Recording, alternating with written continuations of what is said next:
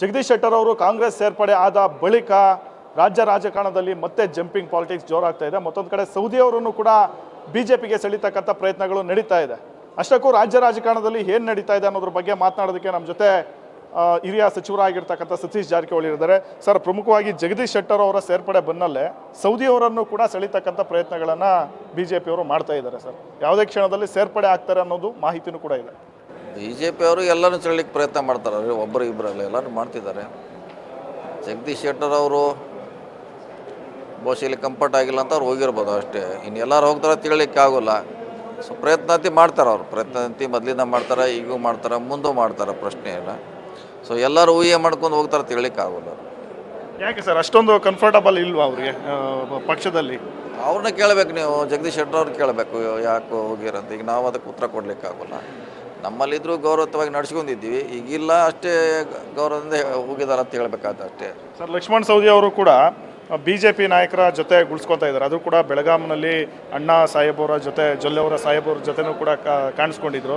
ಹಾಗಾಗಿ ಅವರು ಕೂಡ ಯಾವುದೇ ಕ್ಷಣದಲ್ಲಿ ಹೋಗ್ತಾರೆ ಅಂತ. ಅದಂಗೆ ಅವರು DCC ಬ್ಯಾಂಕ್ ಡೈರೆಕ್ಟ್ರು ಅಣ್ಣಾ ಸಾಹೇಬ್ ಜೊಲ್ಲೆ, ಇವರು ಡೈರೆಕ್ಟ್ರು. ಸೊ ಅಲ್ಲಿ ಮೀಟಿಂಗ್ ಆದ ತಕ್ಷಣ ಕಾಂಗ್ರೆಸ್ ಬಿಡ್ತಾರೆ ಅಂತ ಹೇಳಲಿಕ್ಕೆ ಆಗೋಲ್ಲ, ಅದನ್ನೆಲ್ಲ ಕಲ್ಪಿಸ್ಲಿಕ್ಕೆ ಆಗೋಲ್ಲ. ಅದು DCC ಬ್ಯಾಂಕ್ ಡೈರೆಕ್ಟ್ರು ಅವ್ರ ಸಭೆ ಇದೆ, ಸಭೆಯಲ್ಲಿ ಭಾಗವಹಿಸಿದಾರೆ ಅಷ್ಟೇ. ಸರ್, ಬೆಳಗಾವಿಯಲ್ಲಿ ಜಗದೀಶ್ ಶೆಟ್ಟರ್ ಅವ್ರನ್ನೇ ಬಿಜೆಪಿ ಅಭ್ಯರ್ಥಿಯಾಗಿ ಕಣಕ್ಕಿಳಿಸ್ತಕ್ಕಂಥ ಸಾಧ್ಯತೆಗಳಿದೆ. ಒಂದು ವೇಳೆ ಶೆಟ್ಟರ್ ಅವರು ಅಭ್ಯರ್ಥಿ ಆದರೆ ತಾವು ಚುನಾವಣಾ ಕಣಕ್ಕೆ ಇಳಿತೀರಾ ಅಂತ? ಇಲ್ಲ, ಅದಕ್ಕೆ ಏನು ಸಂಬಂಧ ಇಲ್ಲ. ಹೆಂಗೆ ಯಾಕೆ ಇಳಿಬೇಕು? ಅವ್ರ ನಿಂತರ ನಾನೇ ನಿಲ್ಬೇಕಂತ ಹೇಳಿದ್ರು. ನಮ್ಮಲ್ಲಿ ಕಾರ್ಯಕರ್ತರಿದ್ದಾರೆ, ಬೇರೆ ಅಭ್ಯರ್ಥಿಗಳಿದ್ದಾರೆ, ಅವ್ರು ನಿಲ್ತಾರೆ. ನಾನೇ ನಿಲ್ಬೇಕಂತ ಏನು ಮಾನದಂಡ ಇಲ್ಲ. ನಮ್ಮ ಪಕ್ಷ ಸೂಕ್ತ ಅಭ್ಯರ್ಥಿಯನ್ನು ಸ್ಪರ್ಧೆಗೆ ಇಳಿಸ್ತಾರೆ. ಯಾಕಂದರೆ ಶೆಟ್ಟರ್ ಅವರು ನಿಂತರೆ ಅಲ್ಲಿ ಸುಲಭವಾಗಿ ಗೆಲ್ಬೋದು ಅನ್ನೋ ಒಂದು ಲೆಕ್ಕಾಚಾರ ಬಿಜೆಪಿಯವರು ಹಾಕಿದ್ದಾರೆ. ಹಾಗಾಗಿ ಸತೀಶ್ ಜಾರಕಿಹೊಳಿ ಅವರು ನಿಂತರೆ ಅಲ್ಲಿ ಅವ್ರಿಗೆ ಗೆಲುವು ತುಂಬ ಕಷ್ಟ ಅನ್ನೋದು ಮಾತು. ಇಲ್ಲ, ಹಾಗೇನಿಲ್ಲ. ಅದು ನಮ್ಮ ಪಕ್ಷ ನಿರ್ಧಾರ ಮಾಡಬೇಕು. ಸೊ ಅವ್ರ ಪಕ್ಷ ಅವ್ರು ನಿರ್ಧಾರ ಮಾಡಬೇಕು. ಈಗ ನಾವೇ ಹೇಳ್ಕೊಳ್ಳಿಕ್ಕೆ ಆಗೋಲ್ಲ, ನಾವೇ ಟಿಕೆಟ್ ಕೊಡ್ತಾರಂತ. ಸೊ ಕಾದು ನೋಡ್ಬೇಕಷ್ಟೇ. ಸರ್, ಇನ್ನೇನು ಚುನಾವಣೆ ಹತ್ರ ಬರ್ತಾ ಇದೆ. ಈ DCMಗಳು ಯಾವಾಗ ಆಗ್ಬೋದು ಸರ್? ತಮ್ಮನ್ನು DCM ಆಗಿ ನೋಡೋದಕ್ಕೆ ನಿಮ್ಮ ಬೆಂಬಲಿಗರು ಕೂಡ ತುಂಬ ಕಾತರದಿಂದ ಇದ್ದಾರೆ. ಇಲ್ಲ, ಆದ್ರೆ ನಮ್ಮ ಕಾತುರ ಇದ್ರೂ ಕೂಡ ಪಕ್ಷ ತೀರ್ಮಾನ ಮಾಡಬೇಕು. ನಮ್ಮ ಕಾತುರತೆ ಇದ್ದೇ ಇರ್ತೈತೆ, ಅದು ಪಕ್ಷ ತೀರ್ಮಾನ ಮಾಡಬೇಕು. ಈಗಂತೂ ಅದು ಸದ್ಯಕ್ಕಂತ ವಿಷಯ ಇಲ್ಲವೇ ಇಲ್ಲ. ಈಗ ಕಾರ್ಯಕರ್ತರನ್ನ ಒಂದು ನಿಗಮ ಮಂಡಳಿ ಅಧ್ಯಕ್ಷರನ್ನಾಗಿ ನೇಮಕ ಮಾಡಲಾಗ್ತಾ ಇದೆ. ಹಿರಿಯ ಸಚಿವರ ಅಭಿಪ್ರಾಯವನ್ನು ತೆಗೆದುಕೊಂಡಿಲ್ಲ ಅಂತ ಪರಮೇಶ್ವರ್ ಅವರು ಅಸಮಾಧಾನವನ್ನು ವ್ಯಕ್ತಪಡಿಸಿದ್ದಾರೆ. ತಮ್ಮ ಅಭಿಪ್ರಾಯಗಳನ್ನು, ಸಲಹೆಗಳನ್ನು ಪಡೆದಿದ್ದಾರೆ ಸರ್? ಕೊಟ್ಟಿದ್ದೀವಿ, ನಮ್ಮ ಸಲಹೆ ಕೊಟ್ಟಿದ್ದೀವಿ, ನಮ್ಮ ಲಿಸ್ಟು ಕೂಡ ಕೊಟ್ಟಿದ್ದೀವಿ. ಕೆಲವರು ಆಗಿದ್ದಾರೆ, ಕೆಲವರು ಇನ್ನು ಮುಂದೆ ಆಗ್ಬೋದು.